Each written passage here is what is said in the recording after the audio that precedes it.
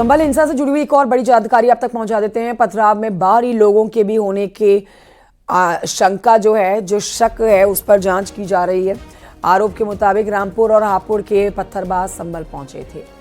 तो रामपुर और हापुड़ नजदीकी इलाके लगते हैं संभल से, जहां के पत्थरबाज जिन्होंने पुलिस की टीम के ऊपर पत्थर बरसाए, यहाँ के लोग हैं जो जानकारी मिल रही है। प्रशासन को पत्र के जरिए इसकी शिकायतें मिल रही हैं। शिकायतों के आधार पर पुलिस जांच में जुटी है।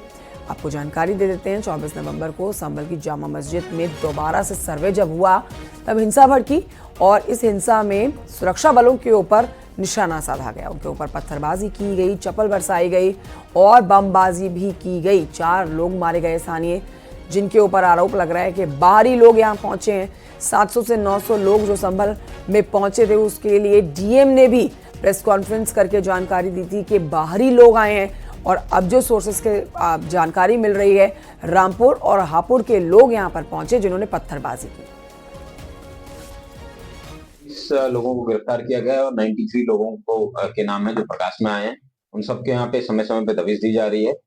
लेकिन अभी वर्तमान में सभी लोग अपना घर छोड़ के भगे हुए हैं। लेकिन पुलिस द्वारा जल्दी उन सब पे इनाम भी डिक्लेयर करवाया जाएगा और उनको हर एक व्यक्ति को पकड़ने के लिए एक स्पेशल टीम बना के उनकी गिरफ्तारी करने के जल्द प्रयास किया।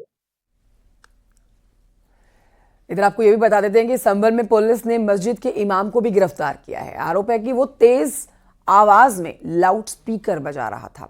एसडीएम ने मुचलके पर इमाम को जमानत दे दी है। संभल की अनार वाली मस्जिद का ये मामला है।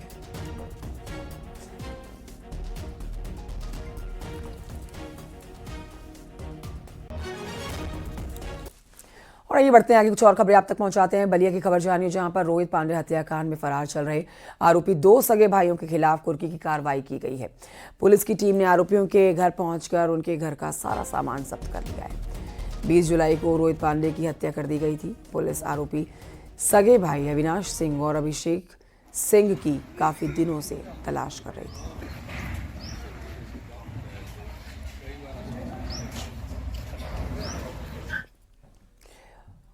खबर मेरठ से, जहां पर साइबर ठगों ने एक महिला वैज्ञानिक को 27 घंटे डिजिटल अरेस्ट करके रखा। बता देते हैं आपको कि साइबर ठगों ने महिला को बच्चों की किडनैपिंग और मनी लॉन्ड्रिंग में फंसाने की धमकी दी है। सैलरी अकाउंट के 99% पैसे ट्रांसफर करने के लिए कहा। ठगों ने महिला वैज्ञानिक से 8,30,000 रुपए अपने अकाउंट में ट्रांसफर भी करा लिए।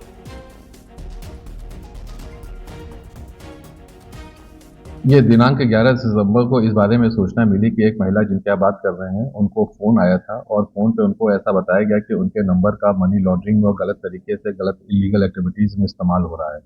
इस तरीके से उनका व्हाट्सएप पे वीडियो कॉल भी की गई और उनको इस तरह से कॉन्फिडेंस में लेते हुए उनके अकाउंट से अपने अकाउंट में पैसे इस बात पे ट्रांसफ़र करा लिए कि उनके नंबर का जो गलत इस्तेमाल हो रहा है उसमें अगर उनका हाथ नहीं है तो ये सारी चीज़ें क्लियर हो जाएंगी और पैसा उनका रिफंड हो जाएगा। उन्हें कॉन्फिडेंस में लिया और इस तरीके से आरटीजीएस के माध्यम से पैसे उनके अकाउंट में ट्रांसफर करा लिए। काफ़ी देर बाद उनको इस बात का रियलाइज़ हुआ कि उनके साथ फ्रॉड हो गया है, तो उन्होंने इस कंप्लेन की। हमने कंप्लेन दर्ज कर ली, मुकदमा दर्ज कर लिया। शीघ्र ही इसके अनावरण की गिरफ्तारी के प्रयास किए जाएंगे।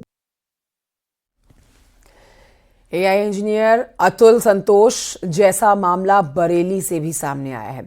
बरेली के शिवम सक्सेना ने वीडियो पोस्ट करके गुहार लगाई है। सेल टैक्स ऑफिसर के बेटे शिवम सक्सेना ने पत्नी पर गंभीर आरोप लगाए हैं। आरोप है कि पत्नी की प्रताड़ना से नौकरी छूटी है। पत्नी ने एक के बाद एक 8 मुकदमे दर्ज करवाए हैं।